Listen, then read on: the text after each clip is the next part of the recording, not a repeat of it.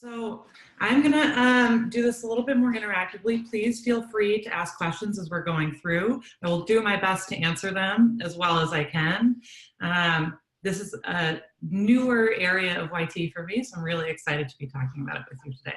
So in this particular lesson, we're going to be talking about data selections, and you got a little bit of a preview with this when Matt was doing his last tutorial. So we're going to look at how we explore some attributes of fields and like some preliminary analysis we can do on fields. And then we're going to talk about different selection routines that we can do in both volume and filtering and things like that. So we're going to be using a different data set that was used in the last tutorial. This is Enzo Tiny Cosmology. I'm not an astro person by training, so I don't know if anybody else wants to describe what this data set is simulating. It looks cool, which is why I chose it. Okay, so now we can see YT has some, given us some information on our simulation, just like we got an isolated galaxy in the last tutorial. Let's look and see what fields are available to us with this particular data set. Okay, so we have some similar things that we saw in the last one. In most of this tutorial, I'm going to be going with temperature and density, but there's going to be some exercises that you can do later on, and you can use any one of these fields that you'd like to while you're doing those exercises. We can see that there's quite a bit available to us. So in the last tutorial, we talked a little bit about that ds.all_data selected the full domain worth of data. And so I'm going to do that again, and we're going to call it DD, and then I'm going to do another analysis on it by looking at the quantities, and I'm going to use extrema, and then I'm going to do that extrema selection in density and see what happens. Okay, so what this returns is an array of both the minimum value of density in my entire domain and the maximum value of the density in my entire domain. And we can still do unit conversions with this because it's a unit array. So we could do something like, let's see here, I'm gonna copy this and we can do something like, it's in units, right? Then we can say,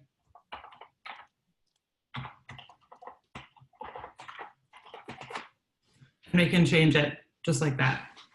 Okay, so we've done a few things, like I mentioned. We have our full YT region, which is DD. And if we look at that, we can see it's a YT region object. And the center and extrema, the right edge and the left edge, are returned in centimeters.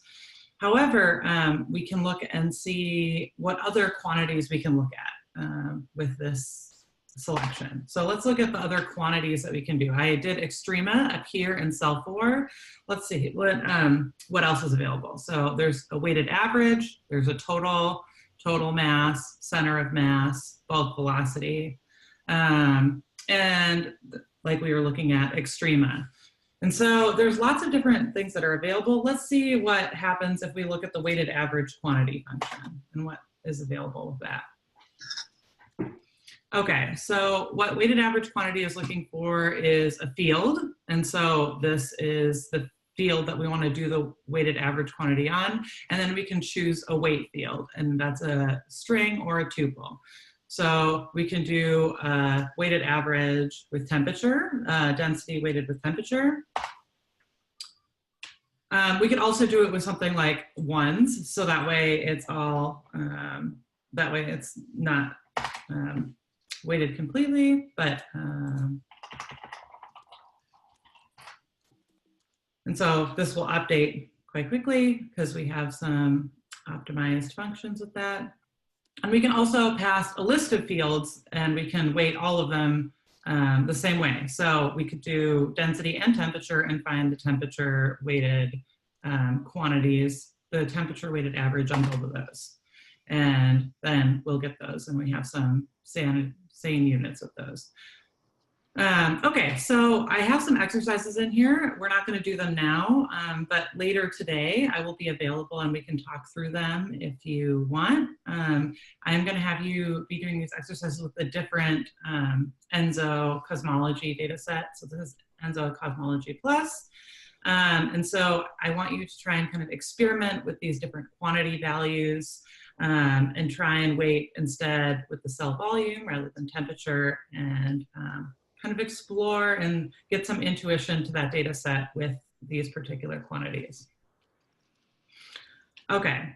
So also in the last tutorial, we saw that there's this ds.r selector that Matt showed you, and this ds.r,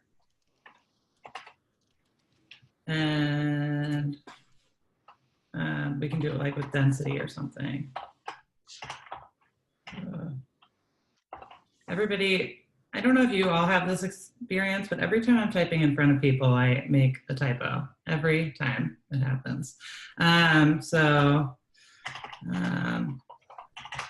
We can do ds.r with density. What am I doing wrong? You might need square brackets, maybe? Is that right? No, I think.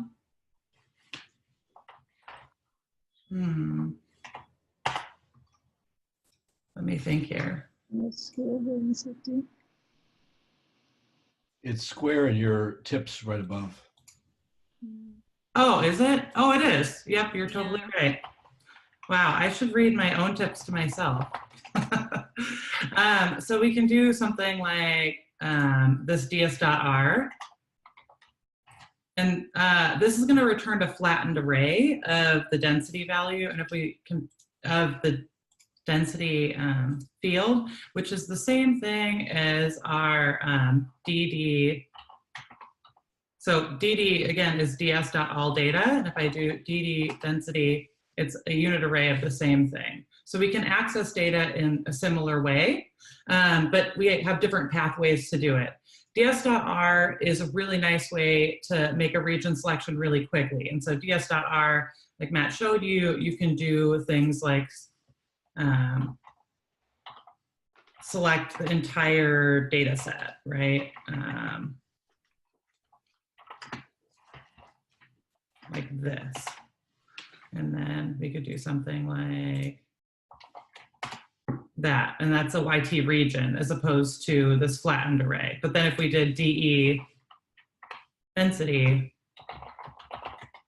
it's going to look the same as our other ones. So ds.r is a very shorthand notation for a region selection. In most of this tutorial, what I'm going to be doing is using the really explicit function calls as opposed to using ds.r, but later on we might use ds.r a little bit. But I wanted to kind of explain how you can take the same path with ds.r as you can when you're doing some of these other region selection options. Ari has a question for you, Marikan. Yes, Ari. Yeah, this is a high level question, and it may not be interesting or appropriate, but that's fine. So usually the fact that this is square brackets would imply that this is a data object that hangs on the object and not a method that's providing a functional interface. Is that the correct interpretation, and or is that a choice that was made to express this? I am not positive. Matt, maybe you want to answer this one? Unmute, unmute. Sorry, I have both hardware and software mute. Am I still muted? No, you are. We can hear you. This was set up to imitate the mgrid object in NumPy, which lets you just sort of select between different regions or select between different spaces inside the number line. So it's supposed to look kind of like that, but it does on the back end call some functions. But the idea is that it's supposed to look like an mgrid or like an iLocation in pandas or something like that. Okay, thank you, Matt. Does that answer your question, Ari? Yeah, that's great. Thanks a lot. Yep, no problem. Okay, so now we've kind of looked at some of our some of the quantities we can inspect with our field. And we did this on our all data, right? With looking at the extrema. Now let's try and do some volumetric region selectors. So we kind of already did a volumetric region by selecting all data, but we can also use some of yT's built-in functions. So this next one I'm doing is ds.box. And again, this is explicit. You could do something like this with ds.r, but I'm gonna show all of the explicit sort of shape objects, shape function calls, so you can see them. So, so we can do ds.box. And then let's look at box, bx, and see what it looks like. And it's a yT region object. And this particular ds.box, I did select the full region. And in this particular,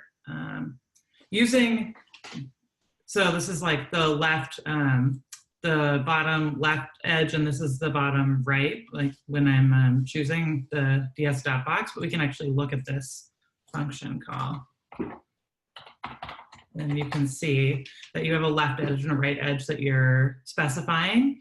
But here I'm doing this in the domain coordinates rather than, so like when we're looking at the box object, it says the center is in centimeters. And then the right edge also is specified in centimeters. But when we're doing in domain coordinates, it's generally from 0 to 1 and normalized. So this way we can kind of quickly get an idea of the full data, or we could select like half of the data very quickly by using these domain coordinates. So that's what I'm doing here with this ds.box. Okay, so we have a yT region object. Let's look again at our DD object. So I told you before that what DD did was this ds.alldata, and I selected all the data in my domain. So does it look the same as box since I decided to use the full domain width with box? At first pass, it looks basically the same. It has the same left edge, right edge, and center. Let's look at some of the quantities that that are available on each one. So let's compare box and DD. Okay, so our temperature extrema look the same. How about this weighted average? Let's see what that looks like. Okay, so I mean, I'm just gonna assume this is basically the same. I've created a box that spans into our domain. That's also what ds.alldata is doing. So let's try and do a region selector instead with a sphere. So before we saw a quick preview of sphere. So if we're looking at the doc string here, we can see it is requiring a center point, and it also wants a radius. And then you can do some other things like data source, which I'll get into a little bit later. Okay, so we have this ds.sphere. Let's try it. I'm going to make a center point at the midpoint of the domain, so at 0.5, 0.5, 0.5, and I'm going to make a sphere with a radius of 0.25 with the sphere object. Now let's take a look at it and see what happens. Okay, is my center point the same as what I saw before? Yep, it is the exact same center as my yT regions. So this is definitely at the midpoint, and I have this radius spanning out, which is 0.25 of my domain. Now I can kind of compare some of the quantities between my sphere and my full domain and see how some of the properties of my data set have changed now in this particular selection object as opposed to my full region. And again, yT sphere is, you can do similar operations on all of these volumetric data selections. So you saw before that box and ds.alldata are returning a yT region object. And this is a yT sphere. Those are both subclass from the same selector class. So you can do a lot of the same operations on all of them, even if they geometrically look a little bit different. Okay, so let's compare some of our quantities between the two. So, okay, we can see that there's definitely different densities. different weighted averages based on the volume, and different means as well, right? And so here I'm not actually doing, I've like revealed something here now. So I was accessing these quantities methods on my region selector objects, right? And that's with the extrema and the weighted average. But here I accessed a new thing that's outside of the quantities interface, and that's this mean value. So let's take a look and see what mean does, because maybe it's a little bit more interesting. Okay, so we can compute the mean of a field, but we can also do something along an axis, which will return maybe not a single value based on the mean of my field. If I specify it along an axis, instead I will get mean of the field along that axis. And so it'll be like a two-dimensional representation of the average mean along that axis. And so let's see what that looks like.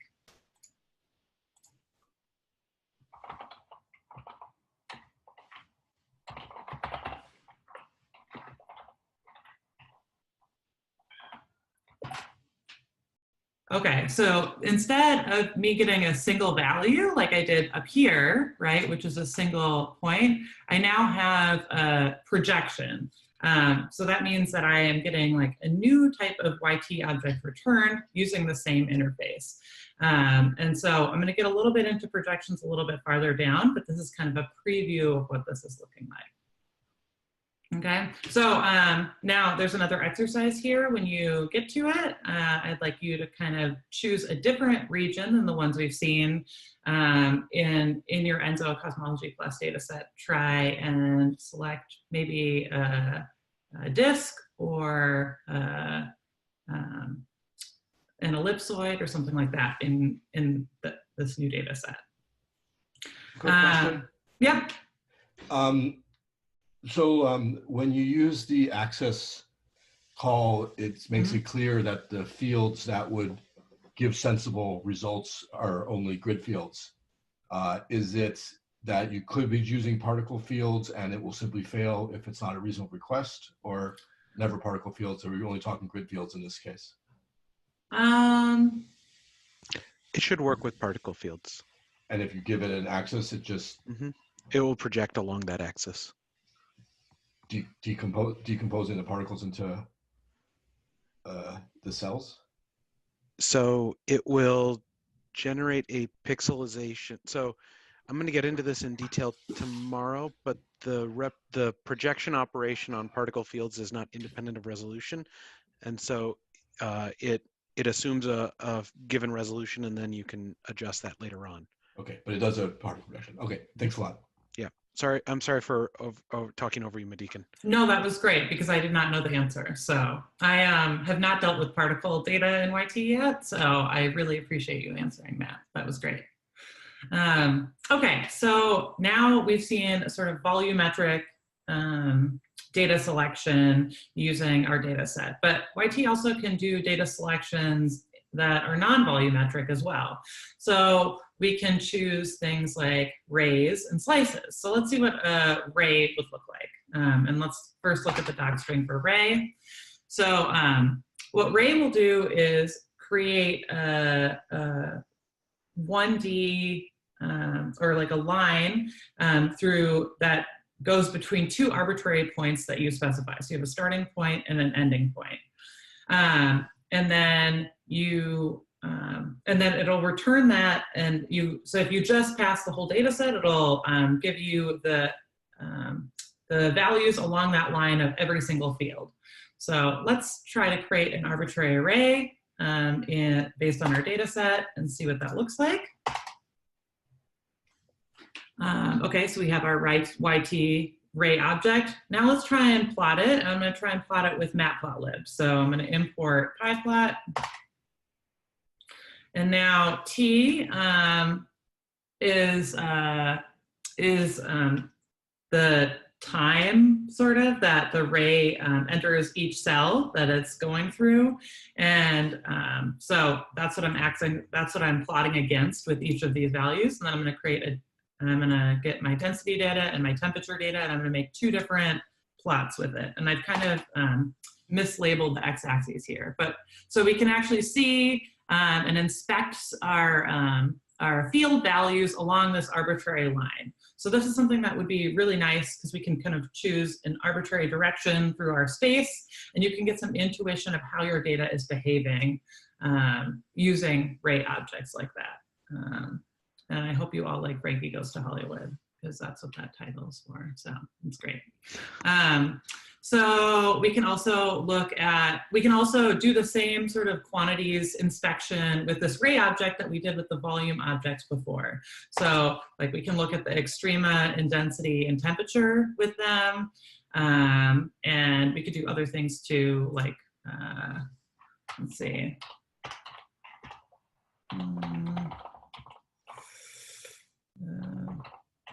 I'm going to look and see which ones we have again.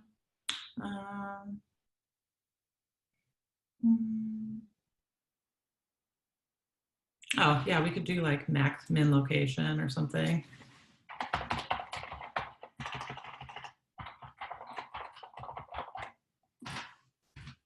And so we can get the min location and it'll return that for us based on our array, which is pretty cool.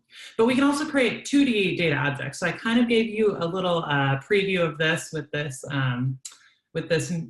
mean before, but we can create a slice, which is just a 2D slice through our data. So let's look and see what that docstring looks like.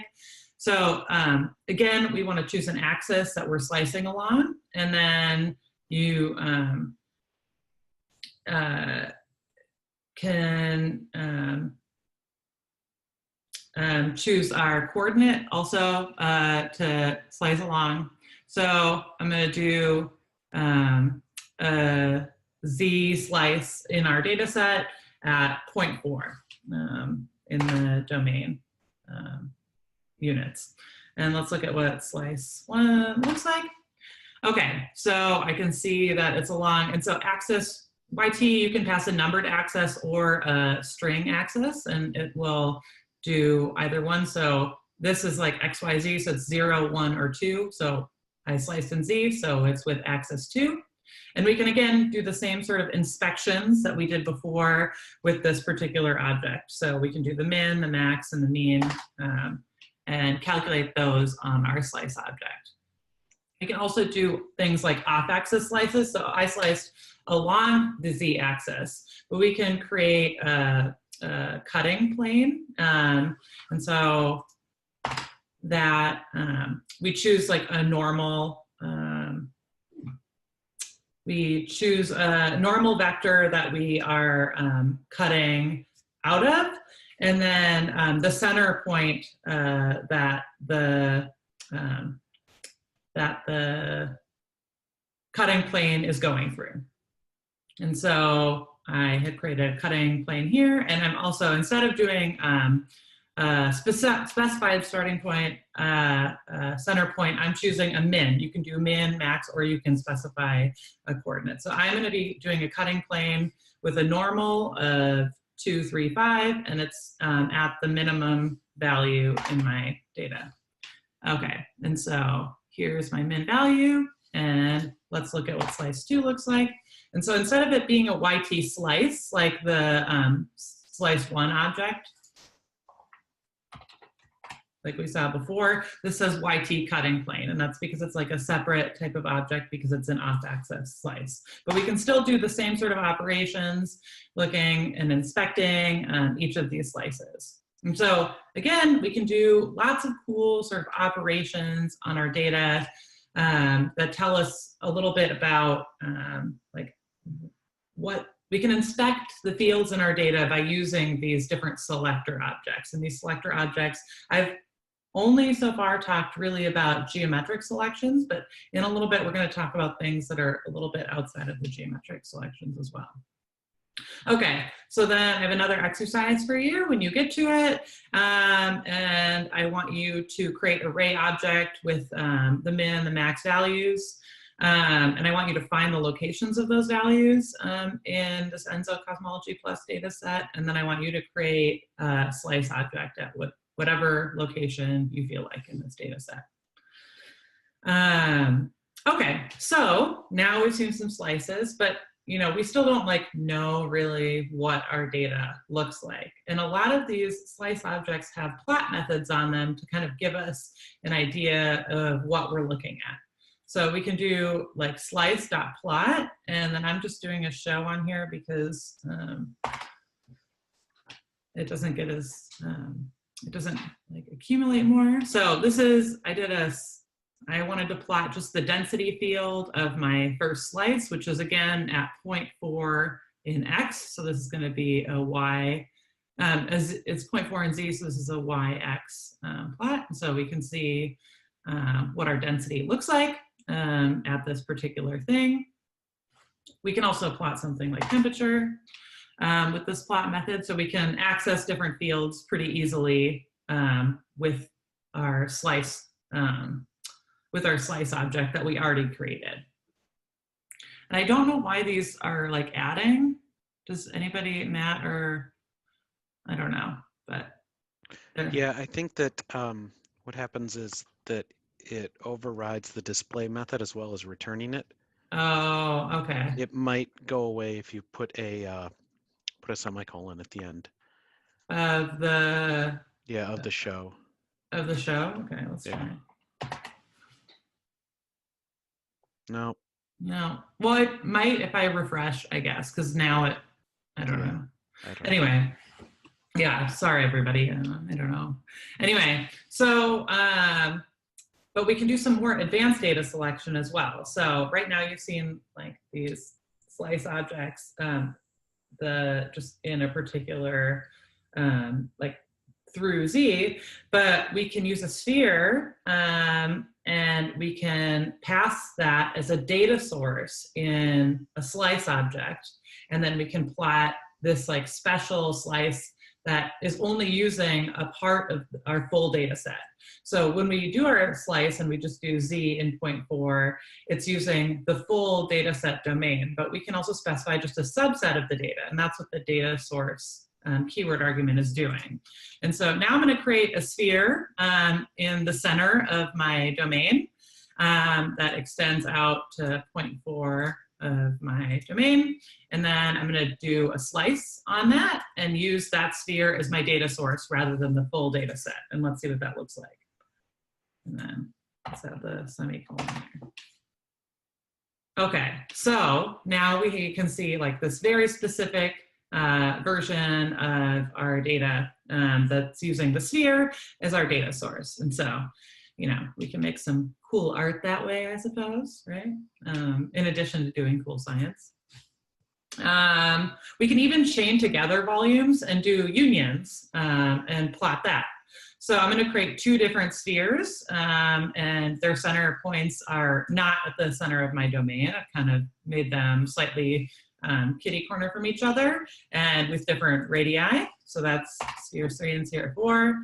And then I'm going to do a union of those two spheres. So that's going to be joining them together. That is the additive. So this and this. And then I'm going to use that particular union object as a data source for my next slice. And I'm going to plot that. Okay, so now we can see these two different ones. If instead we wanted to do an OR, we could do, I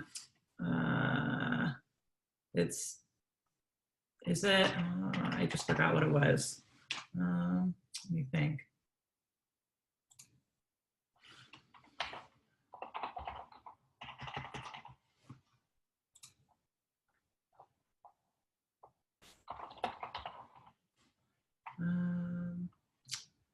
Hold on, you're just gonna have to stick with me for a second. I think it's an intersection. There we go.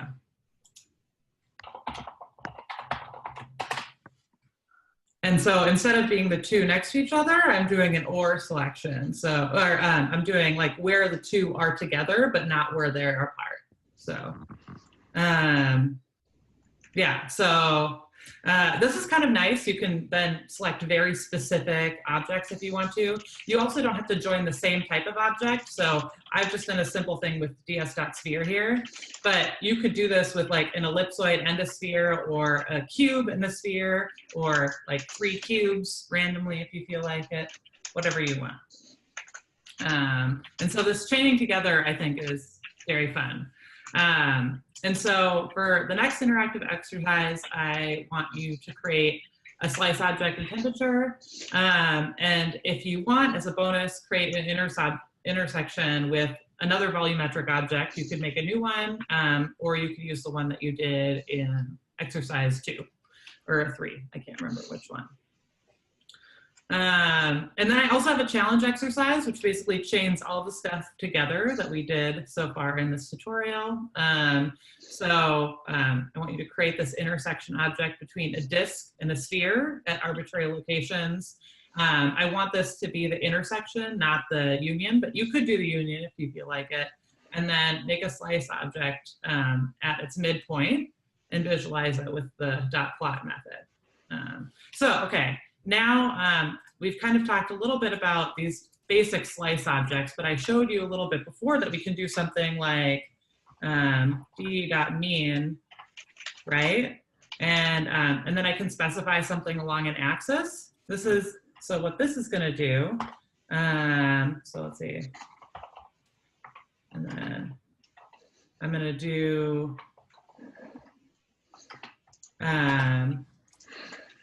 let's see here.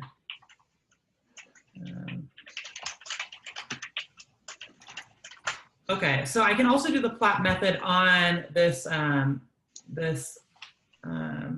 object P1, which is this projection object. This is also a 2D object because I've projected the data down along the z-axis. So I can also do P1.show the same way. No, plot, sorry, not show. And so this is now my density projected along, projection, but it's like the mean of all of my data along the z-axis. And so it's a special type of thing. But we can also do something like we can do projection objects. And so projection objects take a field and you can project along an axis, and then you can choose a weight field, and you can also choose a,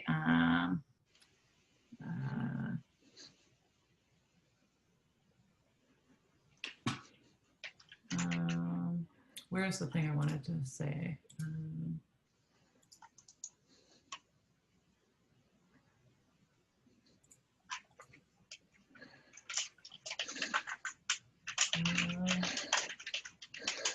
Yeah, then the method can tell us what type of, the method of integration that we're going to be doing, or the method of projection. So we can do an integration, or we can do a sum, or we can do the maximum intensity. So let's try that with one of these. So we'll do a density projection along X this time. And we'll do it as, and we'll do it as a maximum intensity projection. And we'll do this as,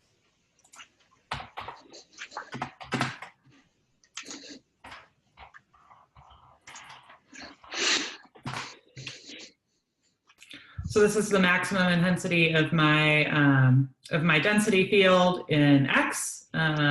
And it was pretty easy to just like quick get an intuition of what that looks like when I'm plotting it.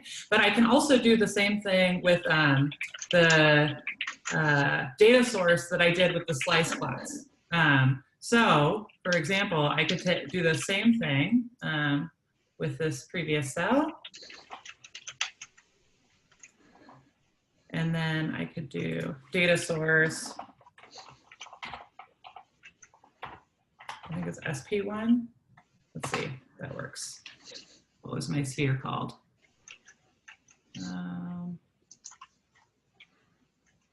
Oh, you know what we could call it? We could use the cool union object, but let's do sphere 4.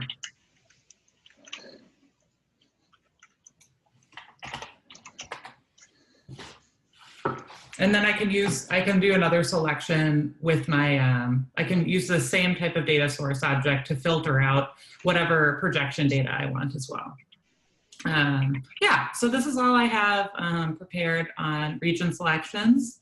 Does anybody have any questions about this so far? Is there anything that would be helpful?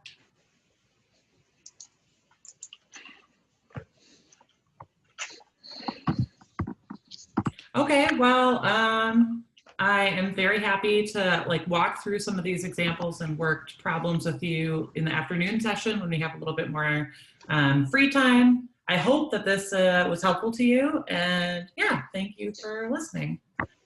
It looks like Matt has a question. Oh, yes, Matt. I was going to volunteer that you can also use the logical operations to generate the unions and the intersections and so on. Mm-hmm. Oh, And, like the and, right? Yeah, that might be something that you could show. Would just be, yeah. Yeah. So I do like SP3 and SP4, right? Yep. Yep.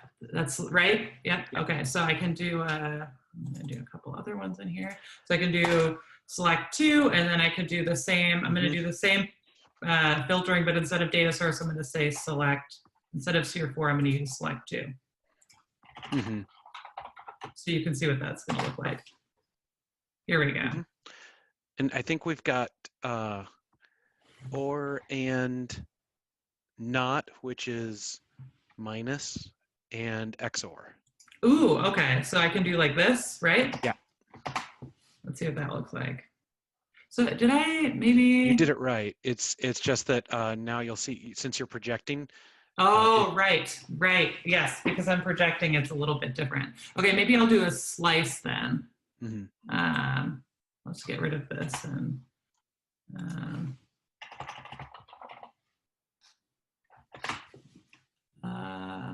Oh, I don't want to do a slice. Or do I want to have the access? Now I'm.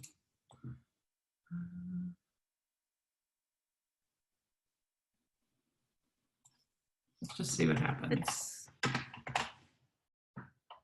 Yeah, I think maybe if you just do the X, not the axis equals, or I guess I don't do dot slice, so I don't know. Yeah, I don't, let's just see. Okay, let's just see. I have to check the doc string every time, basically. Me too. Oh, it's the other way around. X and then density. That's why it's confused. Oh, comma. No.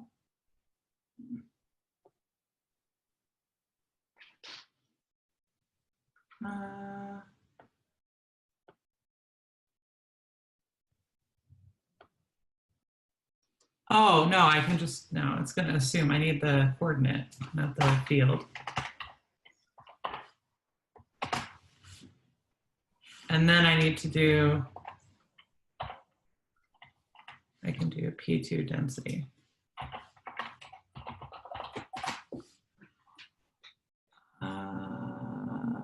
Oh.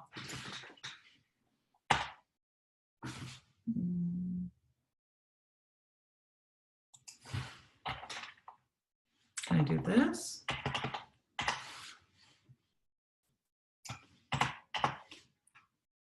Let's see, how did I do it up here?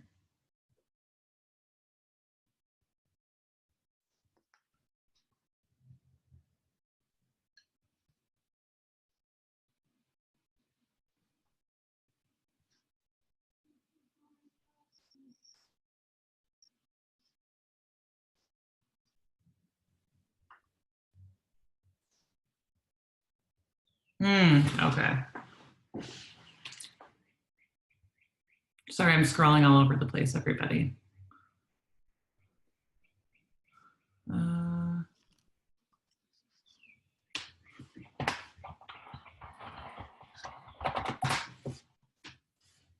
Hey, there we go. Cool, like crescent-y thing. Okay, I'm going to add this select to the same thing since we're going to play around with these operators. So we can do, yeah, so we don't have to use the union operators, like the explicit thing like I was doing. Like Matt's pointing out that you can use these logical operators that are built in. So we can do something like this. So this looks very similar to what we saw before. Then we saw the and, but I'll do it in the slice so you can see it not in the projection. We can do that. And then also there's like, I think we can do this one, right? Yes. Yeah, so were there any other logical operators that we could try out, Matt? There's XOR, but you know, that's pretty limited use. Okay, I'll leave it then. Yeah, but yeah, so you can chain a lot of these things together. So like we could also do like if we have multiple, if we added more sphere objects, we could chain, like we could do this plus this minus this, you know, something like that. So we can do lots of really fun sort of operations with it. And yeah, you can really, really finely choose and select your data with this. In the next tutorial, you're going to see a lot more about plotting. Like this particular plot method is very primitive compared to like using the other plot objects that you can do in yT. And I think Mike's going to cover that in the next particular lesson. Can I ask another question about this combining regions? So I think in this tutorial, you've mostly talked about like volume-y regions, because I could also, I don't know who or if anybody is assigned to talk about it, but you can also select regions where your like density is above. Yes, 10 you to can. the minus 27 or something like that. I think that's in lesson 5. It says filtering. That's like a filtering selection, and I think that's in the one right before the one you're doing. Okay, Yeah. great. And then can I do the same operation on that? Could I say like, you know, sphere, like volume-y, whatever region plus cut region based on density? Yes. Threshold? Yep. Cool. Yep. You can chain this together. So like you could do, like you can make your slice object, because you can pass like the, you know, include above and below on a slice method. So you could you create the slice with the data source of whatever volume object you're doing. So like your, you know, your sphere or something. And then you can modify that slice again with a include above or below or whatever you want. Cool. That's, I think, so that, I was thinking about just showing a quick preview of this last night, but I think the include above and below, those easy accessors for that are not on the 4.0 branch right now. They're in master. And so they will be in 4.0 shortly, but we don't have them in 4.0 right now. Okay, cool. Great. And Matt, your hand is up. I don't know if you had another question or if you just hadn't put it down or it's down. Never mind. Okay, cool. Okay, well, I hope that this is helpful. And again, please feel free to ping me this afternoon. I'm happy to kind of walk through things. And at the very bottom here, I've linked to the documentation on each of these different type of yT selection objects. And so Stephanie and I were just talking a little bit about filtering objects with like this above and below value, but we've created some collections just now, and we've done geometric data selections in this particular tutorial so far. And so, yeah, I hope that this was helpful to all of you.